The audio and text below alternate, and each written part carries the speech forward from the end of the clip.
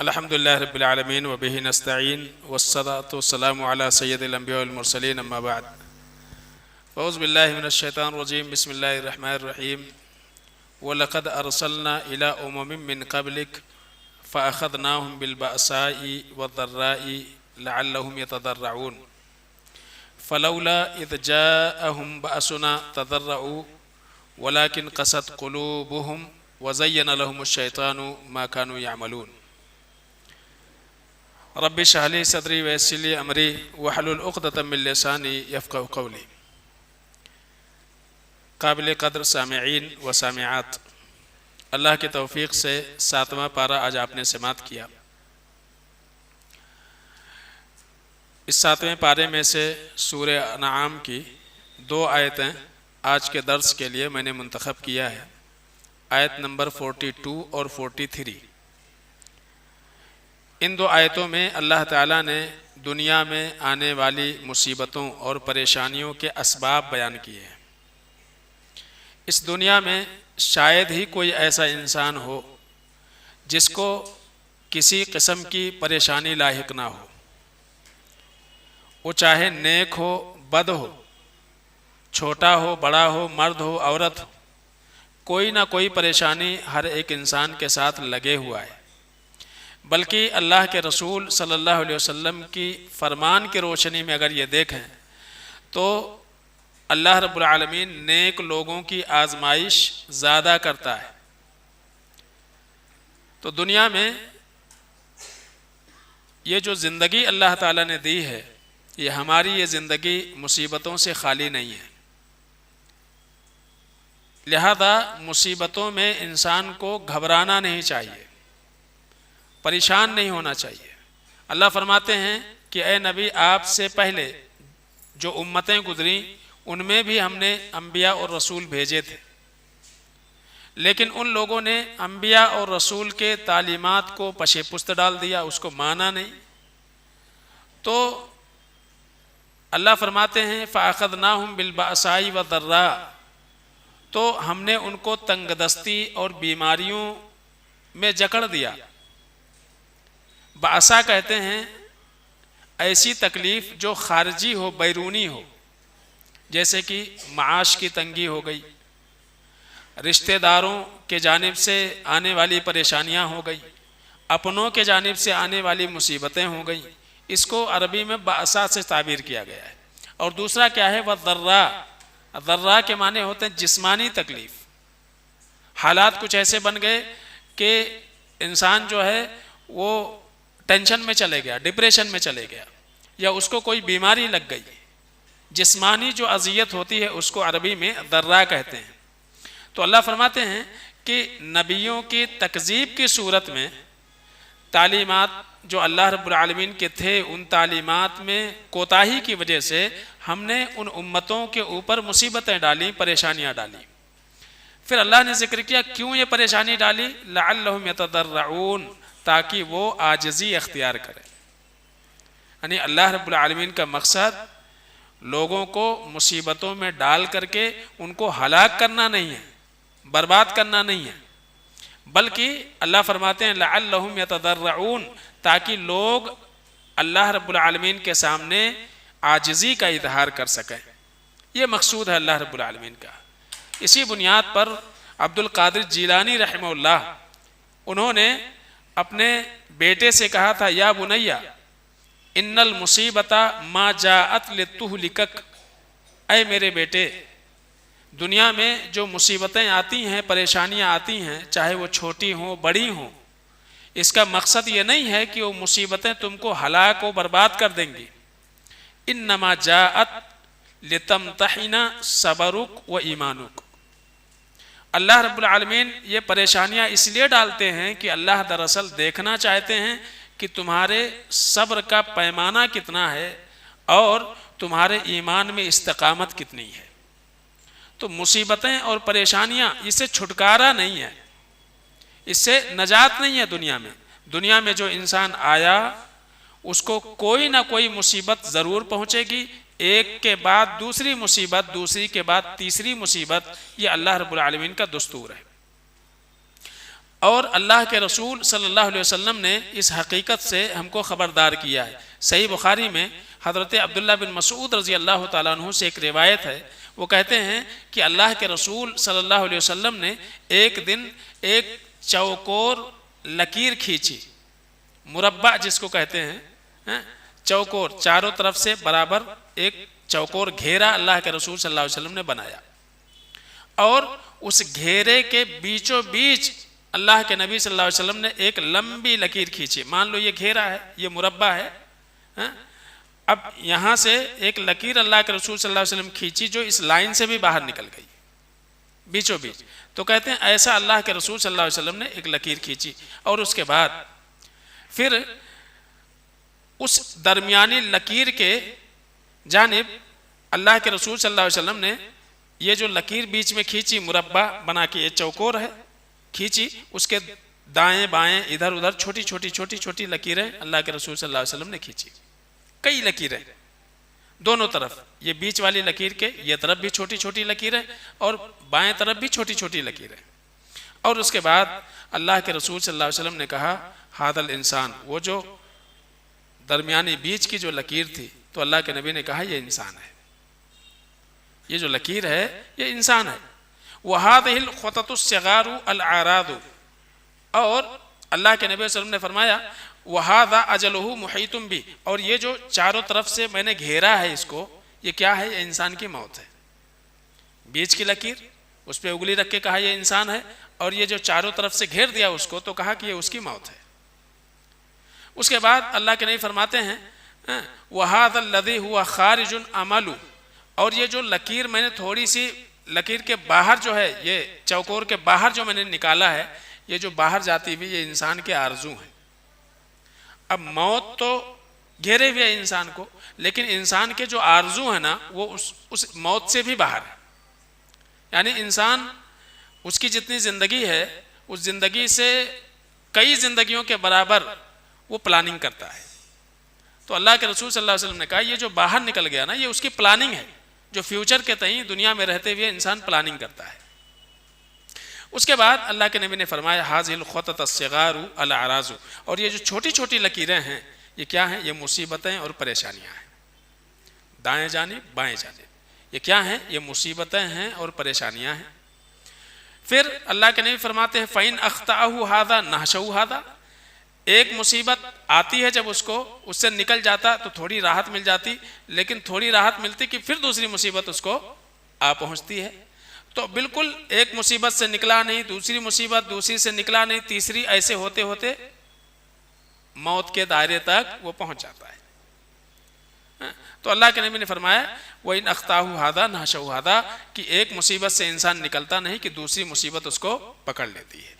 تو اس سے پتہ یہ چلتا ہے کہ اللہ کے رسول صلی اللہ علیہ وسلم نے ذکر کیا، یہ بیان کیا کہ انسان کی زندگی بالکل ایسے ہی ہے، کبھی ایسا نہیں ہو سکتا کہ انسان جو ہے وہ مصیبتوں میں نہ ہو، پریشانیوں میں نہ ہو، کوئی نہ کوئی چھوٹی بڑی مصیبت انسان کو ہمیشہ گھیرے رہتی ہے، لیکن پھر بھی تعلیم کیا ہے کہ ہر حال میں انسان کیا کہے؟ الحمدللہ۔ وہ مصیبت پریشانی چھوٹی آئے بڑی آئے، لیکن ہر حال میں اس کو اللہ کا شکر ادا کرنا چاہیے، اس لیے کہ وہ موت کے دائرے میں ہے اور مصیبتیں اس کو گھیرے ہوئے ہیں، اس سے چھٹکارا ممکن نہیں ہے۔ اللہ نے وہ چیز مقدر میں لکھی ہوئی، ایک سے نکلو گے دوسری آئے گی، دوسرے سے نکلو گے تیسری آئے گی، تیسری کے بعد چوتھی آئے گی، اور دائیں سے آئے گی، بائیں سے آئے گی، آگے سے آئے گی، پیچھے سے آئے گی، مصیبتیں آئیں گی۔ مصیبتوں سے چھٹکارا نہیں ہے، وہ آئیں گی۔ ان مصیبتوں کے ساتھ انسان جیے کیسے، یہ جو ہے سمجھنے کی ضرورت ہے۔ اس سے چھٹکارا تو ہے نہیں، تو ان مصیبتوں کے ساتھ جو ہے ہم کو جینا چاہیے۔ تو اللہ فرماتے ہیں کہ ایک انسان جو ہے اس کو یہ کوشش کرنا چاہیے کہ جب ہم کو معلوم ہے کہ مصیبتوں سے نجات نہیں ہے، تو پھر مصیبتوں کو جب ہمارے اوپر آئیں تو کبھی تو مصیبتیں ہمارے لیے آزمائش کا سبب ہوتی ہیں۔ اگر ایک انسان نیک ہے، صالح ہے، سچا پکا نمازی ہے، روزے دار ہے، اس کے اخلاق و عادات اچھے ہیں، سب کچھ ہے، تو جب اس کے اوپر پریشانی آئے کوئی بھی چھوٹی بڑی، تو اس کو سمجھنا چاہیے کہ اللہ رب العالمین کے جانب سے کیا ہے؟ یہ آزمائش ہے۔ اور آزمائشیں اس لیے آتی ہیں تاکہ ہمارے صبر کا امتحان لیا جائے. ہم کتنا صبر کر سکتے ہیں اس کو تو آپ ٹال نہیں سکتے. جو آئی آپ کے ہاتھ میں نہیں، نہ تو آپ کے اختیار میں تھا کہ آپ جو ہے اس سے چمٹ جاتے، اور نہ ہی اس سے اپنے آپ کو آپ چھڑا سکتے ہو. جو آئی، جو قسمت میں ہے وہ آ کر کے رہے گی، اس سے آپ بھاگ ہی نہیں سکتے ہیں، کوئی نہیں بھاگ سکتا ہے. تو یہ کیا ہے؟ آزمائش ہے. انسان اس میں کیا کرتا ہے؟ یہاں جو اللہ نے بیان فرمایا وہ یہ کہ جب انسان کے اوپر مصیبت آتی تو ہونا تو یہ چاہیے کہ وہ اللہ سے اپنے آپ کو مزید جوڑ لے، عاجزی کا اظہار کرے. لیکن انسان یہاں سخت دل ہو جاتا ہے. وَزَيَّنَ لَهُمُ الشَّيْطَانُ مَا كَانُوا يَعْمَلُونَ. اللہ فرماتے ہیں کہ پھر شیطان کیا کرتا ہے؟ شیطان انسان کے لیے اعمال کو، برے اعمال کو مزین کر دیتا ہے. برے اعمال کو مزین کرنے کا کیا مطلب ہے؟ کوئی مصیبت اور پریشانی جب ہم تک پہنچتی ہے تو فوراً ہم یہ دیکھنا شروع کر دیتے ہیں کہ کس وجہ سے آئی، کس کی وجہ سے آئی. سمجھے نا؟ اس لیے کہ دنیا میں مصیبتیں عمومی طور سے کوئی نہ کوئی سبب لے کر کے آتی ہیں، لیکن اس کو سبب بنانے والی ذات کون سی ہے؟ اللہ کی. اللہ نہ چاہے تو آپ کو دنیا کی کوئی طاقت نقصان نہیں پہنچا سکتی ہے. تو اگر کسی نے آپ کو نقصان پہنچایا یا کوئی آپ کے نقصان پہنچنے کا سبب بنا تو ظاہر سی بات ہے وہ من جانب اللہ ہے، وہ اللہ کی جانب سے ہے. تو بجائے اس کے کہ جو مسبب الاسباب ہے اس سے انسان جڑے، انسان کیا کرتا؟ اس کے پیچھے لگ جاتا ہے. ہاں، یہ جس کے سبب سے مصیبت آئی ہے اس کے پیچھے لگ جاتا. اگر کسی نے اس کو دھوکہ دیا تو سوچتا ہے اب اس کو ہم کیسے برباد کریں. حالانکہ وہ دھوکہ اس نے دیا ضرور، لیکن یہ کیا تھا؟ یہ مقدر تھا. اسی لیے اللہ کے نبی صلی اللہ علیہ وسلم نے کیا تعلیم دی ہے کہ انسان جب کسی کام کے لیے کوشش کرے اور کوشش کے بعد نتیجے اس کے مطلوب کے خلاف آ جائیں، اس کے مقصد کے خلاف آ جائے، تو کیا کہے؟ قدر اللہ ما شاء فعل. یہ ہماری تقدیر ہے اور اللہ جو چاہتا ہے وہ کرتا ہے. نہ یہ کہ اس میں فلاں نے اگر ایسا نہ کیا ہوتا تو ہمارے ساتھ ایسا نہ ہوتا، فلاں کے ساتھ نہ جڑا ہوتا تو ہم کو نقصان نہ ہوتا، فلاں کاروبار میں ہاتھ نہ ڈالا ہوتا تو ہم نقصان میں نہیں پڑتے تھے. یہ جو آپ کا کسی کاروبار میں ہاتھ ڈالنا اور اس میں نقصان اٹھانا سب مقدر تھا آپ کا. تو اس لیے وہاں انسان کو سکون ملتا ہے مصیبتوں میں، پریشانیوں میں، اور اس کو اس سے نکلنے کے راستے اس کو سوجھتے ہیں جب وہ اپنے آپ کو رب کے حوالے کر دیتا ہے. اسی لیے مصیبتوں میں کیا تعلیم ہے کہ جب بھی کوئی پریشانی آئے، کوئی مصیبت انسان کے اوپر آئے تو کیا پڑھے؟ انا للہ و انا الیہ راجعون. اے اللہ یہ جو گیا گیا ہم بھی تیرے ہیں. انا للہ و انا الیہ راجعون. اور اللہ کوئی بھی مصیبت ہو، کوئی بھی تکلیف ہو، ہمارا یہ ایمان ہے کہ ہم تجھ سے ہی رجوع کریں گے، یعنی مصیبتوں میں تجھ ہی کو پکاریں گے. یا ایک معنی یہ ہے کہ اللہ ایک دن ہم بھی تیری طرف آنے والے ہیں. تو جو بھی نعمتیں چھن گئیں وہ چھیننے والی ذات بغیر اللہ رب العالمین کی مشیت کے ایک پتہ بھی نہیں ہلتا ہے. تو جو کچھ گیا، اسی لیے ایک تعلیم کیا ہے؟ تسلی کے لیے ان للہ ما اخذ ولہ ما آتا وکل شیء عندہ باجل مسمی. جو کچھ ہے وہ کیا ہے؟ اللہ کا ہے. اللہ جب چاہے جتنا چاہے انسان سے لے لے. اور ہر چیز، جتنی بھی نعمت انسان کے پاس ہے، چاہے اس کی صحت و تندرستی ہو، اولاد ہو، دولت ہو، عزت و شہرت ہو، یہ کیا ہے؟ ایک اللہ کی نعمت ہے. اور ہر نعمت کے لیے اللہ رب العالمین کے پاس ایک وقت متعین ہے. اللہ کب آپ کو شہرت دے گا، کب آپ کی شہرت چھین لے گا، وہ وقت متعین ہے. اس وقت پہ وہ جانے والی ہے. دولت کب آپ کو کتنی ملنی ہے اور کب اللہ تعالیٰ اس دولت میں اضافہ کرے گا، یا کب اس دولت کے آنے والے راستے کو اللہ مسدود کر دے گا، یہ سب لکھا ہوا اللہ کے جانب سے. تو لہذا جب ایک انسان کو یقین ہو کہ جو بھی پریشانیاں مصیبتیں آتی ہیں وہ کیا ہیں؟ من جانب اللہ ہیں، اور یہ ہمارے لیے کیا ہیں؟ ابتلا اور آزمائش کا سبب ہیں. تو انسان کو کیا کرنا چاہیے؟ صبر کرنا چاہیے اس میں.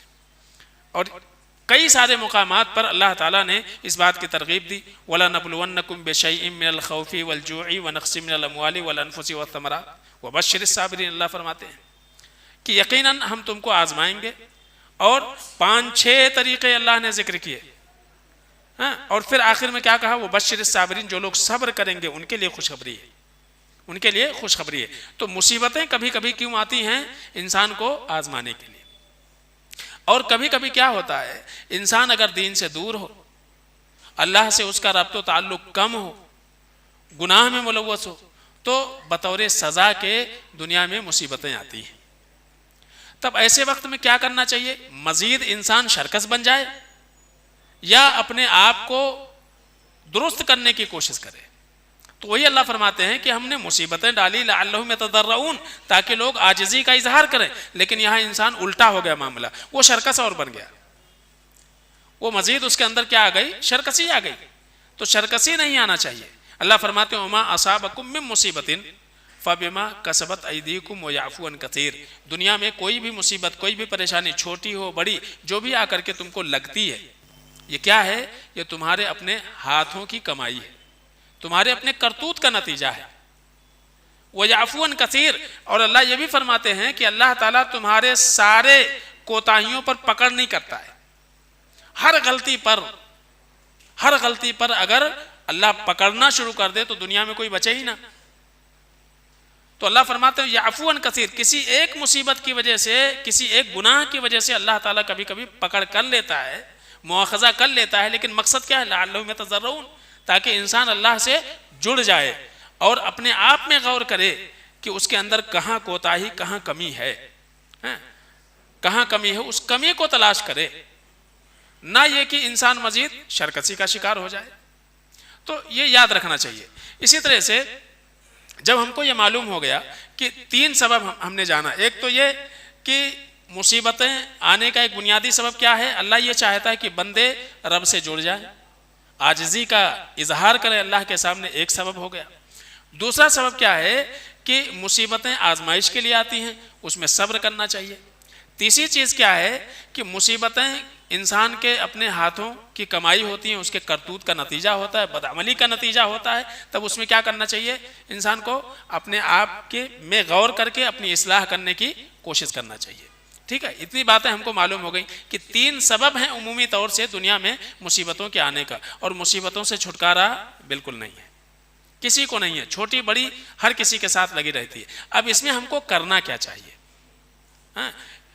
یعنی مصیبتیں آئیں گی، چاہے وہ آزمائش کے شکل میں ہوں یا گناہوں کے وجہ سے ہوں، تو ہم کو کیا کرنا چاہیے؟ پہلی چیز تو یہ ہے کہ انسان کثرت کے ساتھ اللہ رب العالمین سے معافی مانگے، استغفار کو لازم پکڑے، جتنا ہو سکے وہ اللہ رب العالمین سے معافی مانگے، استغفار کرے۔ اللہ کے رسول صلی اللہ علیہ وسلم نے ارشاد فرمایا من اکثر من الاستغفار جعل اللہ له من کل ہم فرجا، جو انسان کثرت سے اللہ رب العالمین سے معافی مانگتا ہے تو اللہ رب العالمین اس کے لیے مصیبتوں سے نکلنے کے راستے پیدا کر دیتا ہے، ہر مصیبت سے نکلنے کے راستے پیدا کر دیتا ہے۔ وہ میں کل ضیق مخرجا، ہر تنگی سے نکلنے کے لیے اللہ راستے پیدا کر دیتا ہے۔ تو ہمیں یہ تعلیم دی جا رہی ہے کہ ہم کو استغفار کو لازم کرنا چاہیے، اپنے آپ سے استغفار کو لازم کرنا چاہیے، زیادہ سے زیادہ کثرت کے ساتھ اللہ رب العالمین سے معافی مانگنا چاہیے۔ مصیبت میں، پریشانیاں میں، چھوٹی ہوں بڑی ہوں، باہری مصیبتیں ہوں، اندرونی مصیبتیں ہوں، جسمانی ہو مالی ہو، کسی بھی اعتبار سے ہو، تو انسان کو کثرت کے ساتھ استغفار کرنا چاہیے۔ حسن بصری رحمۃ اللہ علیہ، ان کے پاس ایک شخص آیا اور اس نے کہا کہ امام قرطبی رحمۃ اللہ علیہ نے اس کو ذکر کیا ہے، تو ایک آدمی آیا اور اس نے کہا کہ میرے جو ہے مجھے قحط سالی لاحق ہے، یعنی بارش نہیں ہو رہی تھی، فصل وغیرہ ہمارے ہوئے نہیں ہیں، تو آپ کچھ دعا وغیرہ بتا دیجئے جس کا اہتمام کریں۔ تو انہوں نے کہا کہ تم جاؤ اور استغفار کرو۔ اس کے بعد ایک دوسرا شخص آیا اور اس نے کہا کہ میرا کاروبار چل رہا تھا، اچانک بند ہو گیا، ابھی جو ہے فقر و فاقے کی نوبت آ گئی ہے، کھانے پینے کے لالے پڑ گئے، تو کچھ بتا دیجئے کہ ہم کیا کریں، اللہ سے کیسے دعا کریں، کیا دعا کریں؟ تو کہا استغفار کرو۔ ایک تیسرا شخص آیا اور اس نے کہا کہ ہماری شادی کو کئی سال گزر گئے، اولاد نہیں ہو رہی ہے، تو آپ جو ہے کوئی دعا وغیرہ بتا دیجئے کہ میں پڑھوں جس سے اللہ تعالی ہم کو صاحب اولاد بنا دے۔ کہا استغفار کرو۔ تو بیماری جو ہے 3 اور سب کا علاج ایک بتا رہے ہیں۔ اب کہنے والے نے ان سے کہا کہ اتاک رجال یشکون انواعا فامرتهم كلهم باستغفار، کہا کہ آپ کے پاس تو مریض کئی قسم کے آئے لیکن سب کو آپ نے ایک گولی دی، سب کو ایک ہی علاج بتایا، ایسا کیوں؟ تو حسن بصری رحمۃ اللہ علیہ نے کہا ما قلت من عندي شيئا، میں نے اپنی جانب سے کچھ نہیں کہا ہے، یہ جو میں نے سب کو ایک ہی علاج بتایا اس کی وجہ یہ ہے کہ اللہ تعالی نے سورہ نوح میں حضرت نوح علیہ السلام کو اپنے قوم کے لیے یہ پیغام دیا تھا کہ جا کر کے اپنے قوم سے کہو فَقُلْتُ اسْتَغْفِرُوا رَبَّكُمْ إِنَّهُ كَانَ غَفَّارًا، کہ کثرت کے ساتھ اپنے گناہوں کی معافی مانگو، یقیناً اللہ رب العالمین معاف کرنے والا۔ یرسل السماء علیکم مدرارا، موسلا دھار بارش ہوگی، اور وَيُمْدِدْكُمْ بِأَمْوَالٍ وَبَنِينَ، موسلا دھار بارش کے نتیجے میں غلے کی پیداوار ہوگی، انواع و اقسام کے چیزیں جو ہے وہ فراوانی کے ساتھ ہوں گے۔ تو جب کوئی چیز فراوانی جس کی کثرت ہو جائے وہ چیز کیا ہو جاتی ہے؟ سستی ہو جاتی ہے، اور امیر و غریب ہر کسی تک پہنچنا اس کے لیے کیا ہو جاتا ہے؟ آسان ہو جاتا ہے، اور جب آسان ہو جائے گا تو امیر و غریب سب اس سے فائدہ اٹھائیں گے، کھائیں گے، پئیں گے، اور بدن میں طاقت ہوگی، اس کے نتیجے میں اللہ رب العالمین اولاد بھی عطا کرے گا۔ تو ایک ہی بات حضرت نوح علیہ السلام کو اللہ نے پیغام دیا، جا کر کے اپنی قوم سے یہ کہو۔ تو اس میں وہ ساری باتیں آ گئی ہیں جو شکایتیں لے کر کے حسن بصری رحمۃ اللہ علیہ کے پاس لوگ آئے تھے، تو سب کا علاج کیا بتایا؟ استغفار۔ یہاں بھی وہی چیز ہے، استغفار کرو، اس کے نتیجے میں یہ چیزیں اور یہ فوائد حاصل ہوں گے۔ سلف میں سے ایک بڑے عالم تھے، وہ اپنے گھر کے باہر نکلے، ایک آدمی پتہ نہیں کیا وجہ تھی ان کی دین کی طرف دعوت کو لے کر کے چڑھا ہوا تھا، وہ آیا اور اس نے بڑی سخت کلامی کی ان سے۔ انہوں نے خاموشی سے سن لیا، کچھ بولے نہیں، بولے ٹھہرو ذرا، تم یہاں رکے رہو، جانا نہیں، اور گھر میں چلے گئے۔ اب آدمی سوچ رہا ہے کہ پتہ نہیں حضرت اندر گئے کیا بولیں گے اور کیا ڈنڈے ونڈے لے کے آتے کیا کرتے۔ تو بہرحال کچھ دیر کے بعد وہ باہر نکلے اور وہ اندر گئے، تو انہوں نے وضو کیا، وضو کرنے کے بعد 2 رکعت نماز پڑھی، توبہ کیا، اور پھر باہر آئے۔ اس آدمی نے کہا کہ کیوں روک کے رکھے ہم کو؟ تو انہوں نے کہا کہ میں گھر میں جب گیا تو میں دراصل تم کو اس لیے روک کے رکھا ہوں کہ یہ بتانا چاہتا ہوں کہ تبت الی اللہ من الذنب الذی سلطک بہ علی، میں نے یہ محسوس کیا کہ شاید مجھ سے کوئی غلطی ہو گئی ہے، اور اس غلطی کی یہ سزا ہے کہ اللہ تعالیٰ نے تجھ جیسے جاہل کو میرے اوپر مسلط کر دیا ہے۔ تو میں گھر میں گیا، نماز پڑھی، اللہ سے توبہ کیا، اور اب دل کو سکون مل رہا ہے، تو تم جاؤ۔ اس کو کچھ نہیں کہا۔ تو اس سے یہ پتا چلتا ہے کہ سلف کا جو معاملہ تھا، جب ان کے اوپر کوئی پریشانی آتی تھی تو فوراً کیا کرتے تھے؟ وہ استغفار کرتے تھے۔ اسی بنیاد پر علامہ ابن القیم رحمۃ اللہ علیہ کہتے ہیں کہ لیس فی الوجود شر الا لذنوب وموجباتها، کہتے ہیں کہ کائنات میں، حقیقت میں، اس پوری کائنات میں حقیقت میں کوئی شر ہے ہی نہیں، کوئی مصیبت ہے ہی نہیں۔ کیا ہے؟ وہ کہتے ہیں کہ انسان کے گناہوں کی وجہ سے مصیبت آتی ہے، اور کہتے ہیں کہ فَإِذَا عُوفِيَ الْعَبْدُ مِنَ الذُّنُوبِ عُوفِيَ مِن مَوْجِبَاتِهَا، جب ایک انسان استغفار کرے گا اور استغفار کی وجہ سے اس کے گناہ ختم ہو جائیں گے تو اللہ تعالیٰ اس کی بنیاد پر اس کے اوپر آنے والی پریشانیوں کو بھی ختم کر دے گا. یہ علامہ ابن القیم رحمۃ اللہ علیہ کہتے ہیں. اسی طرح سے ہم جانتے ہیں کہ توبہ اور استغفار کے لیے کچھ شرائط ہیں. امام راغب اصفہانی رحمہ اللہ نے کہا کہ توبہ کے لیے 4 شرطیں ہیں. پہلی چیز تو یہ کہ ترک الذنب لقبحہ، گناہ کو گناہ سمجھتے ہوئے انسان ترک کرے، گناہ کو واقعی گناہ سمجھتے ہوئے ترک کر دے. وَالنَّدْمُ عَلَى مَا فَرَطَ مِنْهُ، اور انسان نے جو گناہ کیا ہے اس گناہ کے اوپر وہ کیا ہو، نادم ہو. اور وَالْعَزِيمَةُ عَلَى تَرْكِ الْمُعَاوَدَةِ، اور دوبارہ گناہ نہ کرنے کا وہ انسان عزم کر لے. اور چوتھی چیز وَتَدَارُكُ مَا أَمْكَنَهُ أَن يَتَدَارَكَ مِنَ الْأَعْمَالِ بِالْإِعَادَةِ، اور جن اعمال کے دوبارہ کرنے سے اس کی تلافی ممکن ہو تو وہ انسان اس کی تلافی کر لے. یہ 4 شرطیں امام راغب اصفہانی نے کہا کہ ایک انسان اگر توبہ استغفار کرنا چاہتا ہے تو اس کو یہ کرنا چاہیے. ہوتا کیا ہے کہ کبھی کبھی آدمی کان پکڑ کر کے توبہ توبہ کر لیتا، گال پہ مار کے توبہ توبہ کر لیتا. خالی زبان سے بولنے سے توبہ نہیں ملتی ہے یا معافی نہیں ملتی ہے. یاد رکھیے انسان کا دل بھی ساتھ دے. یہ ایک الگ ہی مسئلہ چلے ہوا ہے، گال پہ تھپ تھپا کے توبہ توبہ بولتے. یہ صحیح طریقہ نہیں ہے، بلکہ توبے کے لیے یہ شرائط ہیں. توبے کے لیے اپنے ہی چہرے پر مار رہا ہے انسان. ہاں چہرے پر مار کھائیں گے کب؟ جب بغیر توبے کے مریں گے اور فرشتے جب جان نکالنے آئیں گے تب وہ تھپڑ دیں گے دائیں بائیں. لیکن یہاں کیا کرنا ہے، یہاں انسان کو جب وہ استغفار کرے تو دل بھی ساتھ میں اس کا ہونا چاہیے، ندامت ہونا چاہیے اس گناہ کے تئیں. وہ توبے کی شکل ہوتی ہے، نہ کہ یہ جیسے کہ ابھی میں نے ذکر کیا کہ سلف صالحین میں سے وہ گئے اپنے گھر میں اور انہوں نے وضو کیا، 2 رکعت نماز پڑھی، توبہ کیا اور پھر باہر آئے. تو یہ توبے کی صورتیں ہیں.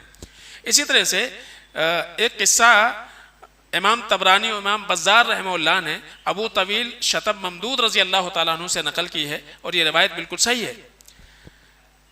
اللہ کے نبی صلی اللہ علیہ وسلم کی خدمت میں حاضر ہوئے اور کہا کہ اے اللہ کے رسول صلی اللہ علیہ وسلم، ارأیت من عمل الذنوب کلہا ولم یترک منہا شیئا، اے اللہ کے نبی صلی اللہ علیہ وسلم آپ کا کیا خیال ہے کہ اگر کوئی ایسا انسان ہو کہ دنیا میں کوئی ایسا گناہ نہ ہو جس گناہ کو اس نے کیا نہ ہو. جو بھی گناہ ہو سکتا ہے، ہر گناہ اس انسان نے کر لیا ہو. وَهُوَ فِي ذَلِكَ لَمْ يَتْرُكْ حَاجَةً وَلَا دَاجَةً إِلَّا آتَاهَا، کہتے ہیں کہ وہ چھوٹا گناہ ہو بڑا گناہ ہو، کسی گناہ سے کبھی وہ پیچھے نہیں ہٹا ہو. تو فَحَلْ لِذَلِكَ مِن تَوْبَةٍ، اے اللہ کے نبی صلی اللہ علیہ وسلم اگر یہ انسان توبہ کرے، استغفار کرے تو کیا اس کی معافی ہو سکتی ہے؟ اللہ کے نبی نے کہا فَحَلْ أَسْلَمْتَ، تم مسلمان ہو؟ کہا کہ ہاں میں مسلمان ہوں. اما انا فاشهد ان لا الہ الا اللہ وانک رسول اللہ، میں گواہی دیتا ہوں اس بات کی کہ اللہ کے علاوہ کوئی عبادت کے لائق نہیں اور آپ اللہ کے رسول ہیں، میں مسلمان ہوں. تو اللہ کے نبی صلی اللہ علیہ وسلم نے کہا تفعل الخیرات وتترک السیئات فیجعلہن اللہ لک خیرات کلہا. کہا تم کیا کرو، اب توبہ کرو اللہ سے اور نیکی کرنے کی کوشش کرو. جتنے بھی خیر تمہارے سامنے آئے، نیکی کے کام آئیں، ان نیکیوں کو کرنے کی کوشش کرو اور گناہ کو چھوڑو.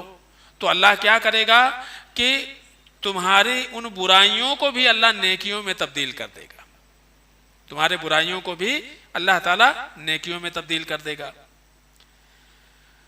اس کے بعد کہتے ہیں کہ میں نے پھر پوچھا وغدراتی و فجراتی، اے اللہ کے رسول صلی اللہ علیہ وسلم میں نے غداریاں کی ہیں، بدکاریاں کی ہیں، یہ سب معاف ہو جائیں گے؟ تو اللہ کے نبی نے کہا ہاں سب معاف ہو جائیں گے. اور اس کے بعد جب اللہ کے نبی نے نام کہا اس شخص نے کہا اللہ اکبر، اللہ اتنا بڑا ہے، اتنا عظیم ہے کہ اتنے سارے گناہ کرنے کے بعد بھی اللہ رب العالمین معاف کرنے پر تیار ہے، لا یکبر حتی تبارا، وہ انسان اللہ اکبر کا نعرہ لگاتے ہوئے چلا گیا یہاں تک کہ نگاہوں سے اوجھل ہو گیا۔ تو اس سے پتہ یہ چلتا ہے کہ مصیبتوں میں، تکلیفوں میں، پریشانیوں میں انسان کو استغفار کثرت کے ساتھ کرنا چاہیے۔ دوسری چیز کیا ہے؟ تقویٰ، تقویٰ اور پرہیزگاری۔ تقویٰ کیا ہے؟ اللہ کے منع کردہ چیزوں سے اپنے آپ کو بچانا اور اللہ رب العالمین کے احکامات پر عمل کرنا، یہ ہے تقویٰ۔ وَمَن يَتَّقِ اللَّهَ يَجْعَل لَّهُ مَخْرَجًا، جو پرہیزگاری والا راستہ اختیار کرے تو اللہ رب العالمین اس کے لیے راستے پیدا کرتا ہے۔ تو تقویٰ اختیار کرنا چاہیے۔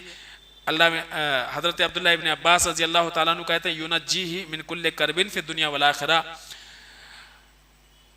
یجعل لہ مخرجا کی تفسیر کر رہے ہیں عبداللہ ابن عباس، کہتے ہیں کہ اس کا معنی یہ ہے کہ دنیا اور آخرت میں ہر قسم کی پریشانیوں سے اللہ رب العالمین نجات دے دے گا، یا ان پریشانیوں سے نکلنے کے راستے اللہ پیدا کر دے گا۔ کس کی بنیاد پر؟ تقویٰ کی بنیاد پر۔ اسی طرح سے ایک تیسری چیز، تیسرا علاج کیا ہے؟ دعا، اللہ تعالیٰ سے دعا کرنا چاہیے۔ اللہ فرماتے ہیں اَمَّن یُجِیبُ الْمُضْطَرَّ اِذَا دَعَاهُ وَیَکْشِفُ السُّوءَ، کون ہے اللہ کے علاوہ جو انسان کے اوپر آئی ہوئی مصیبت کو دور کر دے؟ اللہ کے سوا کوئی نہیں ہے۔ جب کوئی بندہ اللہ کے سامنے عاجزی اختیار کرتا ہے، اللہ سے دعا کرتا ہے، تو اللہ رب العالمین ہی ہے جو انسان کو مصیبتوں سے نکال سکتا ہے۔ تو دعا کرنا چاہیے۔ اللہ کے نبی فرماتے ہیں ان الدعاء ينفع مما نزل ومما لم ينزل، انسان جب دعا کرے تو دعا کے دو فائدے ہوتے ہیں۔ ایک تو جو مصیبت اس کے اوپر آن پڑی ہے اس مصیبت سے بھی چھٹکارا ملے گا، اور دوسرے جو آنے والی مصیبتیں ہیں ان مصیبتوں کو جھیلنے کی اللہ تعالیٰ اس کے اندر طاقت بھی دے دے گا، ہاں اس کی طاقت بھی دے دے گا۔ تو لہذا یہ تین کام کرنے کی ضرورت ہے۔ تو تین چیزیں میں نے ذکر کی کہ مصیبتوں کے آنے کا بنیادی سبب تین، اللہ سے جڑ جائے انسان ایک، نمبر دو ابتلا اور آزمائش، نمبر تین گناہوں کی وجہ سے۔ اور علاج کیا ہے؟ استغفار کرے، تقویٰ کا راستہ اختیار کرے اور کثرت کے ساتھ دعا کرے۔ اللہ سے دعا ہے کہ العالمین ہم سب کو سمجھنے عمل کرنے کی توفیق عطا فرمائے، آمین رب العالمین۔